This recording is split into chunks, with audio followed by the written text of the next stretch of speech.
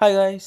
ఈ వింటర్‌కి తగ్గట్టుగా మీ ఇంట్లోనే వేడి వేడి సమోసా ట్రై చేయాలనుకుంటున్నారా? అయితే రండి రెసిపీ చెప్తా. ముందుగా ఒక కప్పు మైదా, ఉప్పు, వాము, మరిగించిన నూనె, వాటర్ వేసుకొని చపాతీలా కలిపి పక్కన పెట్టుకోండి. ఇంకా మీరు గ్రీన్ బటానీ ఒక హాఫ్ అన్ అవర్ నానబెట్టుకోండి. ఇంకా ఆలు కట్ చేసుకొని గ్రీన్ బటానీ ఇంకా ఆలు కుక్కర్‌లో పెట్టండి ఒక 5 విజిల్స్ వచ్చే వరకు. దాన్ని స్మాష్ చేసుకొని పక్కన పెట్టుకోండి. ఇలాంటి ఇంట్రెస్టింగ్ వీడియోస్ కోసం లైక్, షేర్, సబ్స్క్రైబ్. ఉల్లిపాయలు, పచ్చిమిరపకాయలు అయితే ఆయిల్‌లో వేసి బాగా వేపుకోండి. అది వేగిన తర్వాత అల్లం వెల్లుల్లి పేస్ట్ చేసి బాగా వేపండి. అందులో పసుపు, ఉప్పు, కారం, చాట్ మసాలా వేసి బాగా వేపండి. మనం పక్కన పెట్టుకున్న ఆలు కుర్మా అయితే అందులో వేసి బాగా వేగిన తర్వాత పక్కన పెట్టేయండి. స్టఫింగ్ అయితే రెడీ అయిపోయింది. మనం కలిపి పెట్టుకున్న మైదా అయితే బాల్స్ లా చేసుకోండి. మీకు వీడియోలో చూపించిన షేప్ వచ్చే వరకు అది పామండి. అది అర్థంగా కట్ చేసుకొని కప్పుతో వాటర్ పెట్టుకోండి. అయితే ఫస్ట్ దాని అంచు తీసి దానికి వాటర్ రాసి మళ్ళీ అంచు పైన వేసి దాన్ని క్లోజ్ చేయండి. ఇదైతే కోన్ స్టైల్లో తయారవుతుంది.